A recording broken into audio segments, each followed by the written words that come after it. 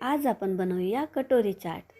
खायला खूप छान वाटत असते आणि अगदी सोप्या पद्धतीने हे बनत असते। चला तर बघूया कशी बनवायची कटोरी चाट।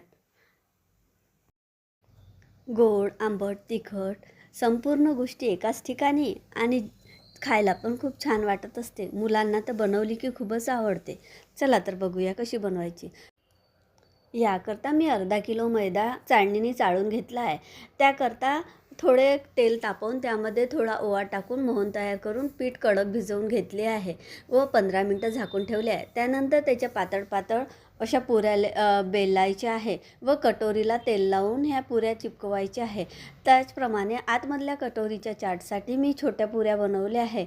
त्या पुऱ्या आपल्याला अशा मधनं कापून घ्यायच्या आहे, नाहीतर त्या कटोरीत येणार नाही। अशा प्रकारे 4 भागात या छोट्या पुऱ्या मी कापून घेतल्या आहे। आता या संपूर्ण पुऱ्या आपल्याला तळून घ्यायच्या आहे। या वाट्या आपल्याला कटोरी चाटच्या तेलामध्ये टाकून तळून घ्यायच्या आहे। तेलामध्ये टाकल्यानंतर या कटोऱ्यापासून ह्या पुऱ्या वेगळ्या होत असतात व कटोरीचा शेप येत असतो। हे बघू शकता, अशा प्रकारे आरामात निघालेले आहे।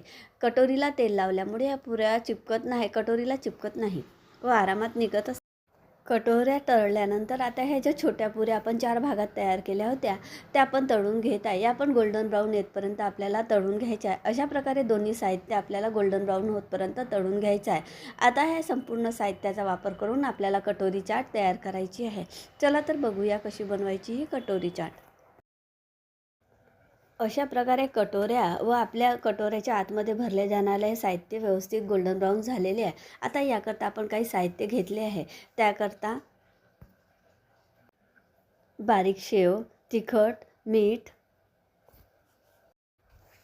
बारीक कांदा, टमाटर चिरून घ्यायचा आहे, सांबार बारीक चिरून घ्यायचा आहे, ही पुदिन्याची हिरवी चटणी, चिंचेची चटणी, गोड दही त्यात साखर टाकून घेतली आहे आणि टोमॅटो सॉस। चला तर बघूया।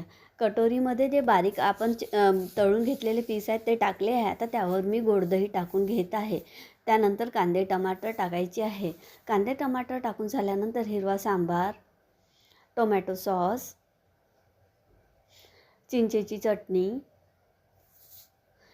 हिरवी पुदिन्याची चटणी, परत सांबार, थोडे ड्रायफ्रूट्स टाकले आहे, किशमिश वगैरे। अशा प्रकारे शेव वगैरे टाकून आपली कटोरी चाट तयार झालेली आहे। तुम्ही आपल्या आवडीनुसार खूप जास्त तिखट किंवा खूप जास्त गोड करू शकता। ह्या कटोऱ्या खायला खट्ट्या मिठ्ठ्या वाटतात, मुलांना खूप आवडतात व आपल्यालाही खूप आवडतात। तुम्ही नक्की करून बघा, तुम्हाला नक्की आवडेल।